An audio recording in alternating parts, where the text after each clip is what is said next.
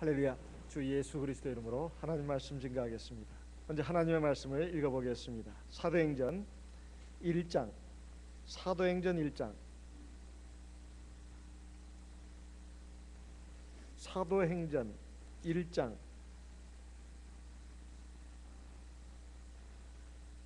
1절부터 5절까지 있는 말씀을 읽겠습니다. 사도행전 1장 1절에서 5절까지 말씀을 읽겠습니다. 데오빌로여, 내가 먼저 쓴 글에는 무릇 예수의 행하시며 가르치시기를 시작하신부터 2절, 그의 택하신 사도들에게 성령으로 명하시고 승천하신 날까지의 일을 기록하였느니라. 3절, 해 받으신 후에 또한 저희에게 확실한 많은 증거로 친히 사심을 나타내사 40일 동안 저희에게 보이시며 하나님 나라의 일을 말씀하시니라. 4절, 사도와 같이 모이사 저희에게 분부하여 가라사대 예루살렘을 떠나지 말고 내게 들은 바 아버지의 약속하신 것을 기다리라. 5절 같이 읽겠습니다. 요한은 너희는 몇 날이 못되어 성령으로 세례를 받으리라 하시느니라. 예전에 서천교에서 있었던 일입니다. 서천교에 어떤 모치님이 한 분 계셨는데, 이분이 본래 우리 교회를 다니지 않고 일반 교회를 다니던 신도분이었습니다. 그런데 우리 교회 목자님으로부터 전도를 받고 우리 참교회로 들어오시게 돼서 세례받고 성령받고 이제 하나님의 백성이 되었습니다. 그런데 자기 남편은 하나님 믿지 않는 사람이었습니다. 이 모치님을 갖다가 굉장히 핍박을 했습니다. 굉장히 괴롭게 하고 힘들게 했습니다. 그런데 이 모치님은 자기 그 남편 때문에 자녀들을 다 전도하지 못했고, 그 중에 여러 자녀들 중에 딱 한 자녀만 교회로 불러들여 가지고 이제 세례 받게 하고 성령도 받게 했습니다. 그래서 이 모치님은 우리 교회에서 이제 수십 년 동안 신앙생활을 하시다가 이제 하나님 나라로 이제 가시게 되었습니다. 그래서 이 모치님이 숨이 끊어졌을 때 우리 교회 목자님하고 신도분들이 이제 갔습니다. 가가지고 이제 이 모치님 앞에서 이제 기도하고 예배 드리는데, 이 모치님이 갑자기 눈을 뜨시더랍니다. 눈을 뜨시고는 갑자기 일어나시더라는 겁니다. 이렇게 일어나셔가지고 여기가 어디지? 내가 왜 여기 또 왔지? 근데 굉장히 기뻐하는 표정이 아니라 굉장히 기분 나빠하는 표정으로, 우리 보통 그러지 않습니까? 죽었다가 살아나면은 와, 신난다 이러지 않아요? 너무 기분 좋다, 내가 살아났구나 그러지 않습니까? 근데 이 모치님은 이제 눈을 뜨시면서 일어나셔가지고 내가 왜 여기 또 왔지?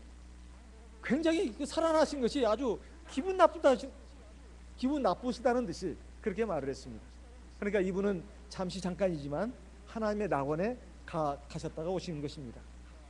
그러니까 거기는 너무 좋았는데 다시 왜 여기에 다시 내가 살아났는가, 굉장히 막 불쾌해하시면서 기분 나빠하시더라는 겁니다.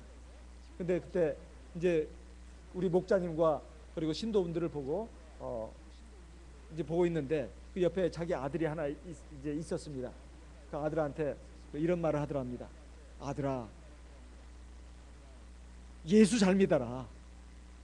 예수 잘 믿어라. 그리고 교회 잘 다녀라. 그리고는 다시 눈을 감고 하나님 나라로 가셨습니다.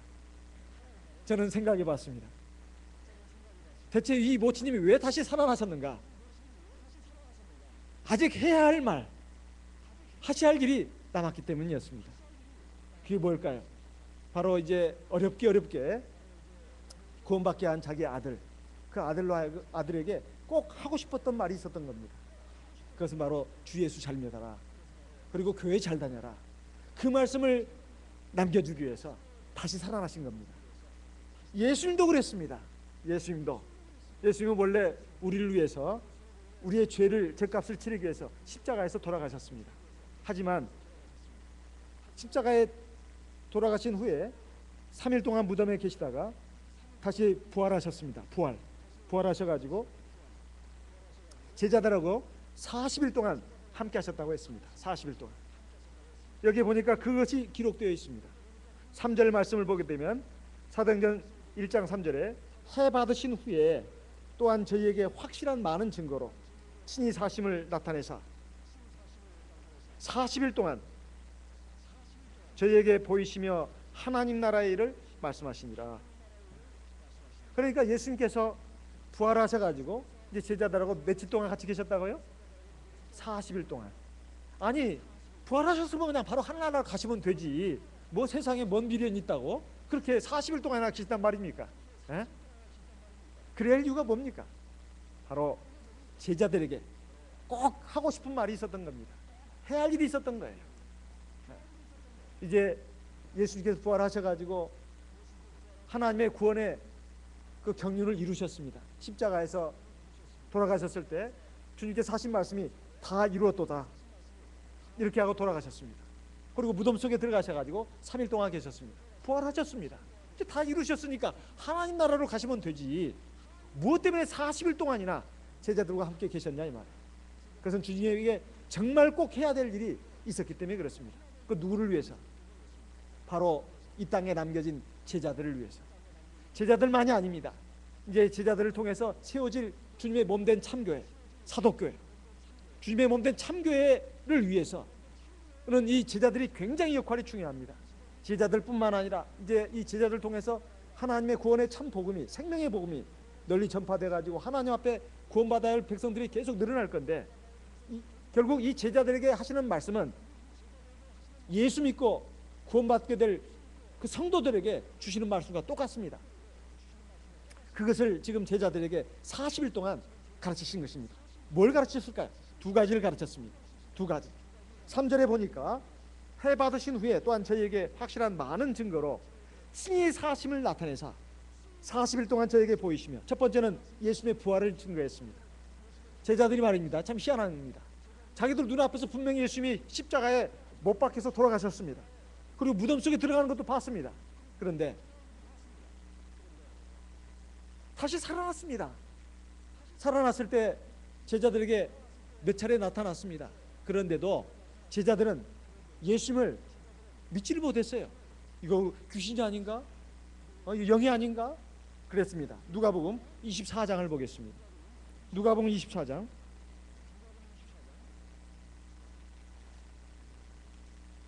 누가복음 24장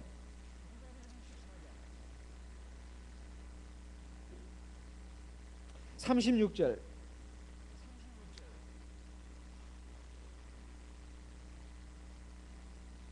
37절 제가 읽겠습니다. 누가복음 24장 36절 37절 이 말을 할 때에 예수께서 친히 그 가운데 서서 가라사대 너희에게 평강이 있을지어다 하시니 37절 저희가 놀라고 무서워하여 그 보는 것을 영으로 생각하는지라. 38절 같이 읽겠습니다. 예수께서 가라사대 어찌하여 두려워하며 어찌하여 마음에 의심이 일어나느냐. 39절 같이 읽겠습니다. 내 손과 발을 보고 나인 줄 알라. 또 나를 만져보라. 영은 살과 뼈가 없으되 너희 보는 바와 같이 나는 있느니라. 40절 같이 읽겠습니다. 이 말씀을 하시고 손과 발을 보이시나. 41절 저희가 너무 기쁨으로 오히려 믿지 못하고 기이 여길 때 이르시되 여기 무슨 먹을 것이 있느냐 하시니. 41절에 보면 저희가 너무 기쁨으로 오히려 믿지 못하고 그 앞에는 무서워했습니다. 처음에는 무서워했어요.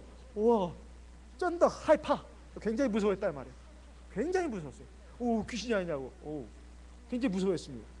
그러다가 이제 예수님이 내 손을 만져봐라, 내 발을 만져봐라. 그래서 이제 만져보니까 이제 너무 기뻤어요. 헌가오싱 굉장히 기뻤지만은 오히려 마음에 의심이 일어났습니다.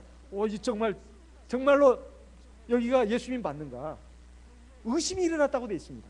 의심이 일어났다. 그뿐만이 아닙니다. 예수님께서 이제 하늘나라로 올라가시 직전에 제자들에게 마지막으로 하신 말씀이 마태복음 28장에 나옵니다. 이제 마지막으로 불렀죠. 당부의 말씀을 하기 위해서. 이건 유언과도 같은 말씀입니다. 마태복음 28장을 보겠습니다. 마태복음 28장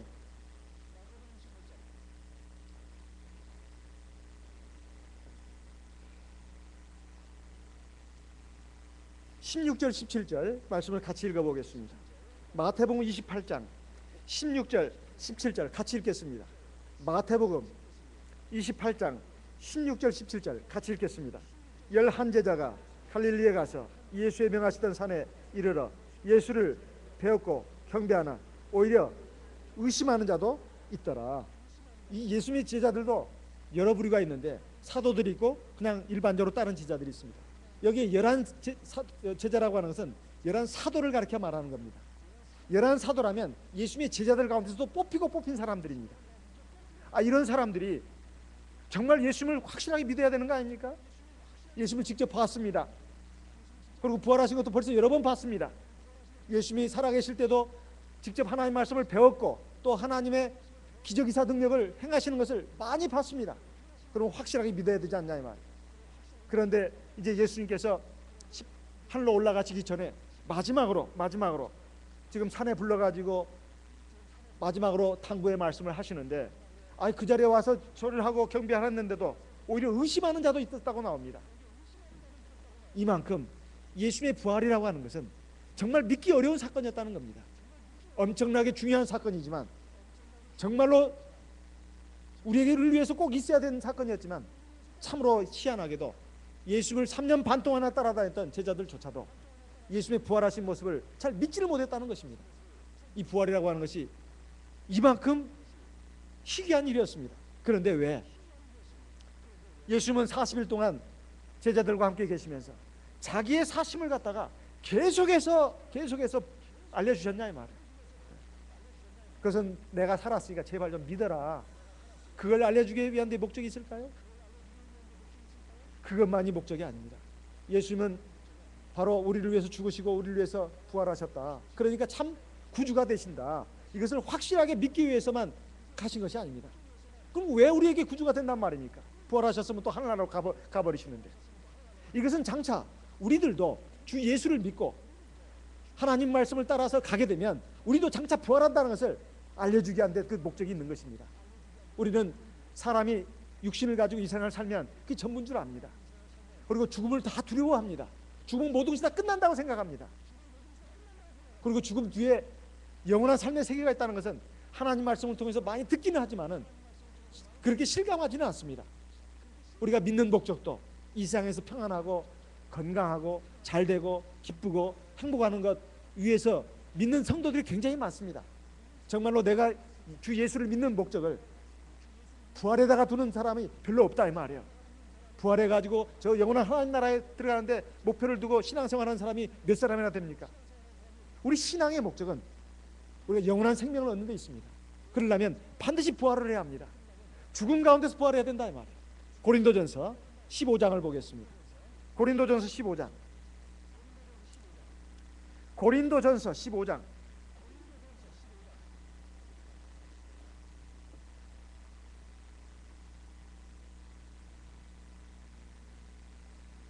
12절 같이 읽겠습니다. 고린도전서 15장 12절 같이 읽겠습니다. 그리스도께서 죽은 자 가운데서 다시 살아나셨다 전파되었거늘 너희 중에서 어떤 이들은 어찌하여 죽은 자 가운데서 부활이 없다 하느냐. 13절 만일 죽은 자의 부활이 없으면 그리스도도 다시 살지 못하셨으리라. 14절 그리스도께서 만일 다시 살지 못하셨으면 우리의 전파하는 것도 헛것이요 또 너희의 믿음도 헛것이라. 아까 서천교회 어떤 모친 얘기를 했습니다. 자, 돌아가셨습니다. 근데 잠시 일어나셨습니다. 기뻐하지 않고 굉장히 기분 나빠하셨습니다. 만약에 돌아가셔가지고 그 낙원이 없다고 할 것 같으면, 하나님의 낙원이 없다고 할 것 같으면 기분 나빠하셔야 할 이유가 없습니다. 좋아해 하셔야죠. 죽어서 보니까 깜깜한 그 암흑 속이에요. 그리고 너무나 힘들어. 배고프고 춥고 아프고 괴로워요. 하나 재미도 없어. 그럴 것 같으면 살아났을 때 우와 살아났다고 굉장히 기뻐했을 겁니다. 근데 그렇게 하지 않았어요. 너무 좋은 곳에 있다가 여기 세상에 오니까 이 힘든 세상에 왜 내가 또 왔나. 내가 그 나라에 살아야 되는데. 제가 한 10몇 년 전에 미국에 한 번 간 적이 있었습니다. 10몇 년 전에 한 12년 전인가요? 그때 LA에 갔었습니다. LA에 가서 보니까 미국이 정말 아름다웠더만요. 정말로 뷰티풀 컨트리였습니다. 메이구어, 아름다운 나라. 그래서 갔다가 한국에 돌아올 때 정말 답답했습니다. 왜 이렇게 도로는 좁고 사람들은 많고 공기는 이렇게 그런가. LA에서 한 달간 있었습니다. 정말 미국은 이렇게 넓은 나라고 정말 아름다운 나라구나. 정말 아름다운 나라구나. 그런 생각이 들었습니다. 근데 천국은 미국과 비교가 안 됩니다. 더 아름다운 나라다 이 말이에요. 환상 중에, 기도 중에 천국에 구경 갔다 온 우리 많은 분들을 보게 되면 정말 아름답다고 했습니다. 아름다운 꽃이 있고 산과 들과 강과 바다가 다 있고, 그리고 식물들도 과일들도 그리고 꽃들도 막 노래하는 것 같았다고 했습니다. 정말 아름다운 곳이라고 했어요. 그래서 이 나라에 정말 꼭 오고 싶다, 이런 마음을 다 갖는다고 합니다. 그런데 이렇게 되려면 반드시 부활이 있어야 되지 않겠습니까? 죽음으로 모든 것이 끝나는 것이 아닙니다. 죽음 뒤에 부활이 있습니다. 그런데 많은 사람들이 생각하기를 죽으면 그만이다, 이렇게 생각한다는 겁니다. 그런데 그것은 잘못된 말입니다. 잘못된 생각입니다. 만약에 우리 주님께서 다시 살지 못했다면 우리도 부활하지 못합니다. 그냥 이 세상으로 끝나는 겁니다. 20절 말씀을, 19절 20절 말씀을 같이 읽어보겠습니다. 고린도전서입니다. 고린도전서 15장 19절 20절 같이 읽겠습니다. 만일 그리스도 안에서 우리의 바라는 것이 다만 이생뿐이면 모든 사람 가운데서 우리가 더욱 불쌍한 자리라. 20절 그러나 이제 그리스도께서 죽은 자 가운데서 다시 살아 잠자는 자들의 첫 열매가 되셨도다. 우리는 주님의 부활이 왜 중요한가? 주님의 부활은 바로 우리의 부활을 증명하는 겁니다. 주님의 부활은 바로 우리의 앞으로 있을 부활을 예고하는 겁니다. 예고하는 거예요. 우리도 반드시 부활한다는 겁니다. 첫 번째, 우리도 반드시 부활한다는 거. 두 번째, 어떻게 부활하냐는 거예요. 예수님처럼 부활한다는 겁니다. 예수님처럼 영체로 부활하는 것이 아니라, 영체로 부활하는 것이 아니라 죽지 않을 몸으로 부활합니다. 죽지 않을 몸으로, 확실한 몸으로 부활합니다. 그때 몸은 지금 현재 우리 몸과 같지 않습니다. 다시는 죽지 않을 몸입니다. 분명히 살과 뼈가 다 있습니다. 예수의 부활이 바로 우리의 부활을 예고편입니다. 만약에 사과나무를 심었을 때, 사과나무 우리가 이제 사과나무 심으면 몇 년 만에 열매가 맺히죠? 처음에 묘목을 심으면 한 3년? 자, 3년에 돼가지고 사과나무 열매가 열렸습니다. 그때 열린 열매는 무슨 열매일까요? 사과나무를 심었으니까 뭐가 열리죠? 사과가 열렸습니다. 이거 너무 기뻤습니다. 그래서 다음에 뭐가 열리나 봤더니 다음에는 오렌지가 열렸습니다. 말이 되는 소리입니까? 말이 안 되는 소리입니까? 말이 안 되는 소리. 그 다음에는 오렌지가 열렸습니다. 그 다음에는 포도가 열렸습니다. 이게 말도 안 되는 소리입니다. 사과나무에서는 사과가 열리고 그 사과 열매 열린 걸 보고 다음에도 그 사과가 열린다는 것을 알 수가 있습니다. 그 사과가 열리는 거예요. 그러면 우리도 부활을 어떻게 하느냐? 예수님처럼 부활하는 겁니다. 예수님처럼 살과 뼈와 이런 것이 있는 상태로 부활한다 이 말이에요. 그런데 부활 전에 예수님의 몸하고 부활 후에 예수님의 몸은 같지가 않습니다. 예수님이 부활하셔가지고 문들이 다 닫혔는데 문들을 뚫고 들어왔습니다.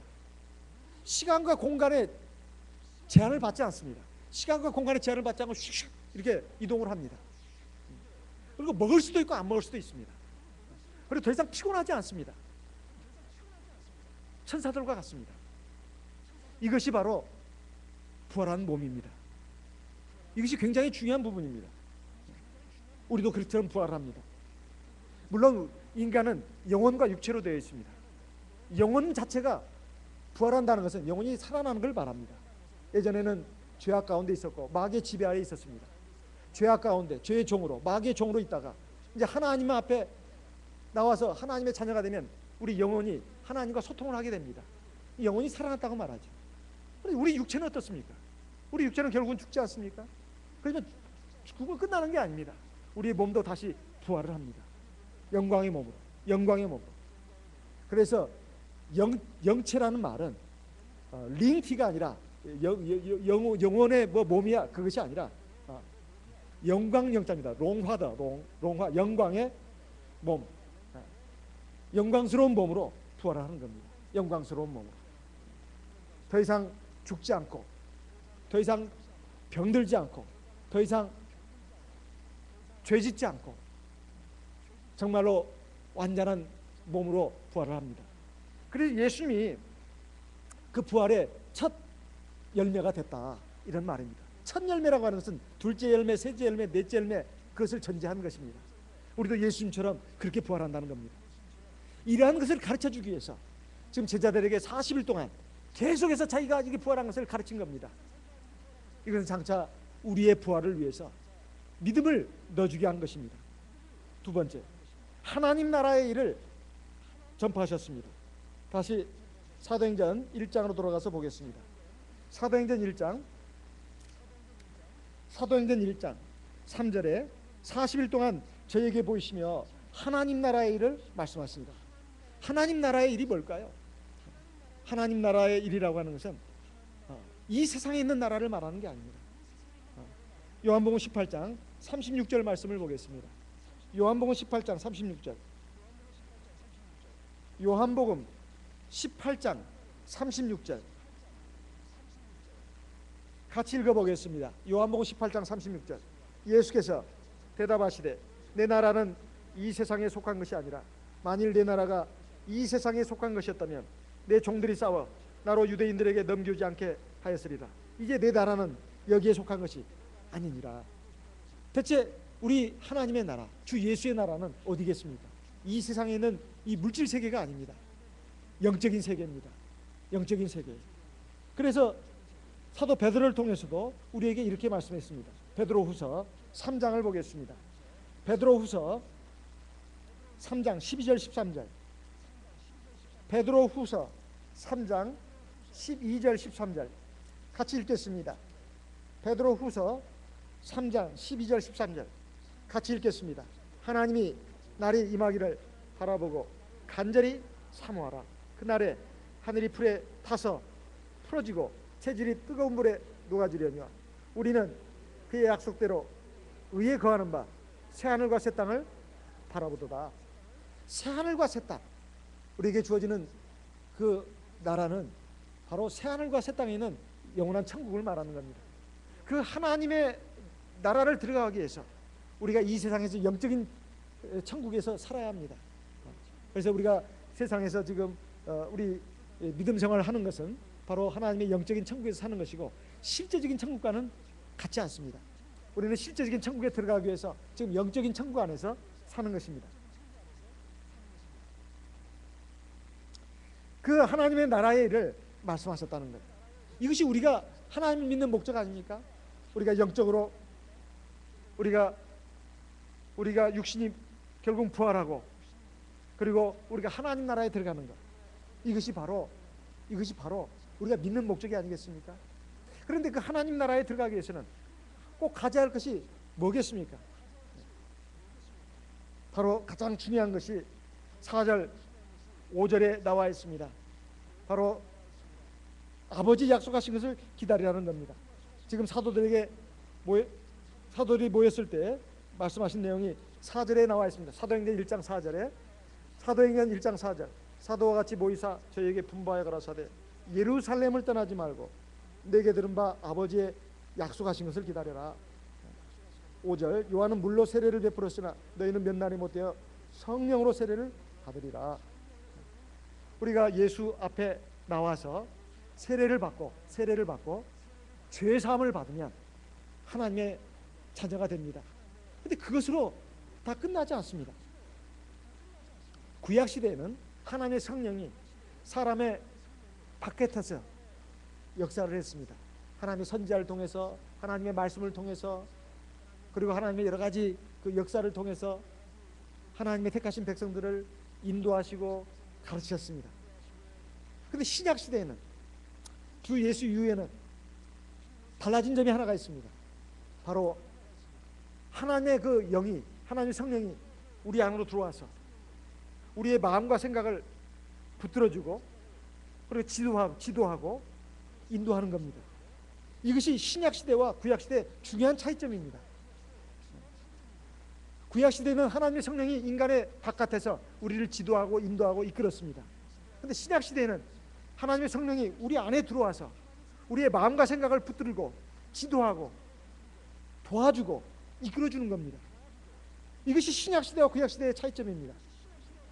그러면 왜 하나님의 성령이 굳이 우리 마음속에 들어와야 될까요? 오전 예배에도 말씀드렸습니다.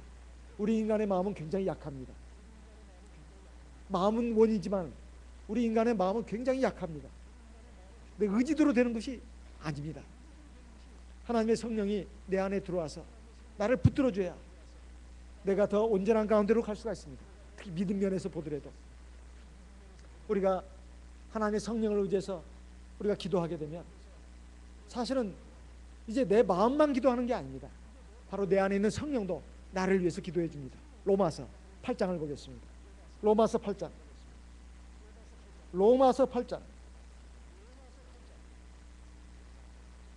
26절 같이 읽어보겠습니다. 로마서 8장 26절 같이 읽겠습니다. 로마서 8장 26절 같이 읽겠습니다.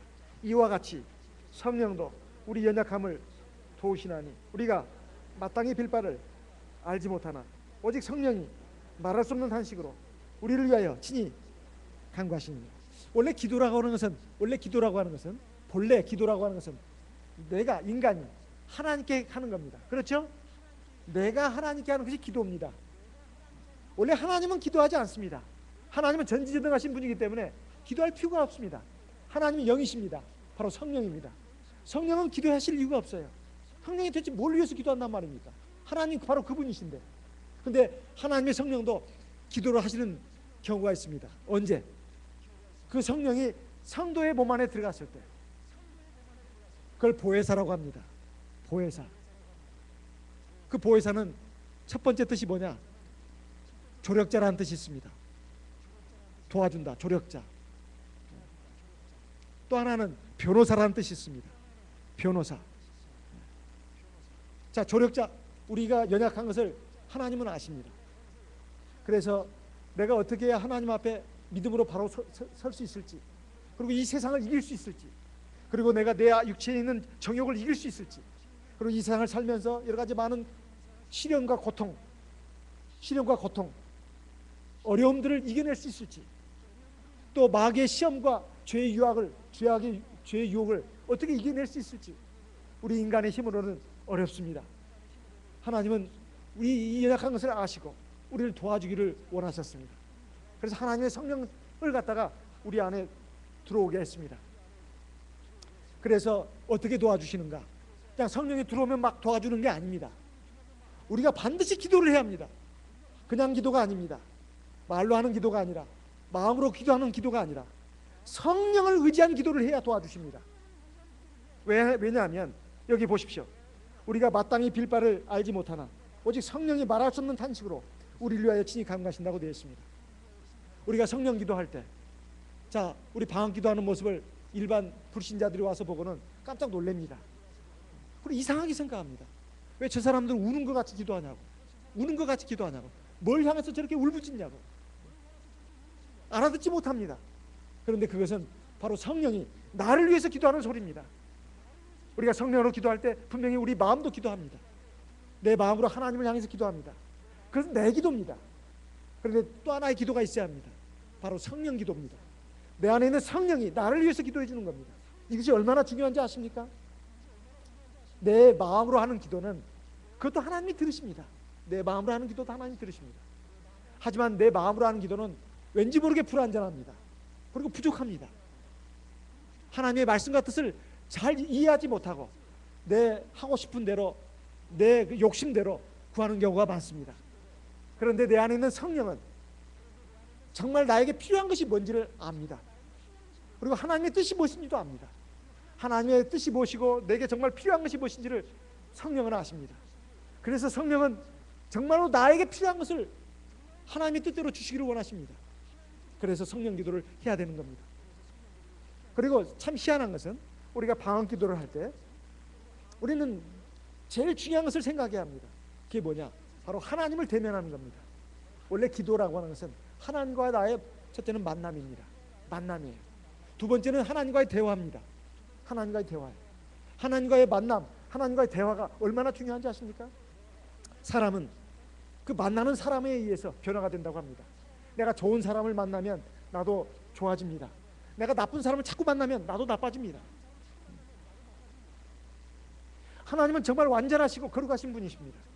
그 완전하시고 거룩하신 하나님을 자꾸 만나게 되면 나도 모르게 내가 거룩해집니다. 그리고 완전을 향해서 나아갑니다.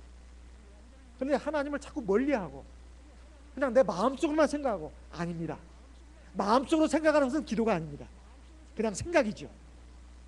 기도라고 하는 것은 마음속으로 하는 것도 기도가 될 수 있습니다. 그렇지만 그건 개인 기도입니다. 여기서 말하는 것은 성령 기도를 말하는 겁니다. 성령 기도를 해야 내 안에는 내 마음도 기도하지만 내 안에 있는 성령도 나를 위해서 기도해 주는 겁니다. 이게 완전한 기도입니다. 이게 완전한 기도예요. 거기에 하나님의 역사가 일어납니다. 그래서 성령이 내 마음에 자꾸 어떤 울림을 줍니다. 나로 하여금 첫째는 생명을 갖게 하고, 두 번째는 진리를 깨닫게 합니다. 그리고 내가 하나님 앞에 뭘 구해야 할 것인지를 또 알게 합니다. 그리고 하나님의 성령은 나에게 지혜도 주시고 능력도 주십니다. 그리고 내가 죄악의 시험이 올 때, 또 시련과 고통이 올 때 그걸 이겨낼 수 있는 힘도 주십니다. 나를 도와주십니다. 그러니 이 성령의 기도가 얼마나 중요한 것입니까? 저는 말씀드렸습니다. 성령으로 하는 기도는 첫째는 하나님을 만나는 것이다. 두 번째는 하나님과 대화하는 것이다. 이 자체만으로도 엄청난 것입니다. 하나님을 만나고 하나님과 대화하는 이 자체만으로도 사실은 하나님의 백성들은 변화가 됩니다. 그런데 이 성령이 나를 도와주시는데, 내 연약함을 도와주는데 그냥 내가 가만히 있는데 막 성령이 도와주는 게 아닙니다. 우리가 기도할 때, 성령으로 기도할 때 도와주신다고 되어 있습니다. 여기 분명히 나와 있습니다. 성령도 우리 연약함을 도우시나니 우리가 마땅히 빌 바를 알지 못하나 오직 성령이 말할 수 없는 탄식으로 우리를 위하여 친히 간구하신다고 되어 있습니다. 내가 가만히 있는데, 잠자는데 성령이 대신 기도해 준다고요? 그것은 넌센스입니다. 그건 넌센스예요. 그건 아닙니다. 내가 잠을 자더라도 성령이 하나님 보좌 우편에서 기도해 준다고 일반교회 신학자들은 그렇게 말합니다. 그래서 정말 틀린 이론입니다. 그러나 허무맹랑한 그 이설에 속아는 것이 말기 바랍니다. 나는 잠자고 나는 기도하지 않는데 성령이 하나님 보좌 우편에서 나를 위해서 기도해 준대요. 그럼 떨어질 사람이 하나도 없게요? 믿음에서 떨어질 사람이 누가 있습니까? 안 떨어지죠. 하나님의 성령이 늘 나를 위해서 기도해 주는데 왜 떨어져요? 성령은 말 그대로 보혜사입니다. 보혜사라는 것은 도와준다는 뜻입니다. 주체는 나입니다. 주체는 나예요. 내가 기도하지 않는데 성령이 기도하나? 안 합니다. 내가 기도할 때 성령도 기도합니다. 내가 성령을 위해서 기도할 때 성령도 나를 위해서 기도해 주는 겁니다. 내가 기도하지 않으면 성령도 기도하지 않습니다. 적어도 기도만큼은 그렇습니다. 기도만큼은 그래요. 그래서 우리가 성령으로 기도해야 되겠습니다. 27절 말씀 같이 보겠습니다. 마음을 감찰하시는 이가 성령의 생각을 아시나니 이는 성령이 하나님의 뜻대로 성도를 위하여 간구하십니다. 하나님의 뜻대로 나를 위해서 기도하시는 이 엄청난 은혜를 저와 여러분이 받았습니다. 여러분 아시다시피 베드로는 예수님이 십자가에 못 박히기 위해서 붙들려 가기 전에 아주 호언장담했습니다. 다른 사람은 다 주를 버릴지라도 나는 절대로 주를 버리지 않겠다고. 그런데 그 베드로가 예수님을 몇 번 부인했습니까? 3번 부인했습니다. 나는 주님을 모른다. 절대 모른다. 베드로가 믿음이 없어서 그렇겠습니까? 베드로는 믿음이 있었습니다. 그런데 인간의 믿음이라는 것이 얼마나 약한지 모릅니다. 상황에 따라서, 여건에 따라서 이렇게도 되고 저렇게도 됩니다. 그런데 베드로가 이제 부활하신 예수님을 보고 오순절날 성령을 받고 나서부터는 아주 담대한 사람이 됐습니다. 주 예수를 증거했습니다. 주님의 부활을 증거했습니다. 주님의 능력을 증거했습니다. 이것이 바로 베드로가 성령을 받고 나서 달라진 점입니다. 이건 비단 베드로에게만 한정되는 것이 아닙니다. 다른 제자들도 마찬가지였습니다. 다 뿔뿔이 도망갔습니다. 예수님이 붙들려 갈 때 제자들도 다 도망갔습니다. 다 사라졌어요. 그 제자들의 지금까지 3년 동안 예수님을 따라다녔던 그 믿음이 대체 어디로 갔단 말입니까? 이와 같이 인간은 약한 것입니다. 내가 아무리 믿음이 좋다 하더라도 정말 자기의 믿음만 가지고 되는 것이 아닙니다. 주의 성령이 도와줘야 합니다. 성령이 함께 해야 됩니다. 그래야 내가 믿음도 지킬 수가 있는 것입니다. 그런데 믿음이라고 하는 것이 그냥 성령 기도를 아무리 하라고 해서 하는 것이 아닙니다. 제가 보니까요, 여러분 이렇게 예배 때 와서 우리가 말씀을 듣지 않습니까? 하나님 말씀 듣는 이유가 뭘까요? 하나님 말씀이 곧 하나님이십니다. 말씀을 들어야 우리가 믿음이 생깁니다. 그래야 기도할 힘도 생겨요. 그렇죠? 그리고 집에서도 마찬가지입니다. 성경을 봐야 합니다. 성경을 봐야 믿음이 생깁니다. 하나님 말씀을 먹어야 믿음이 생겨가지고 기도할 수 있는 힘도 생기는 거예요. 그래서 믿음, 성령, 하나님의 말씀은 이게 삼박자입니다. 믿음, 하나님의 말씀, 성령, 이것은 삼박자예요. 믿음과 하나님의 말씀과 성령은 서로 간에 영향을 미칩니다.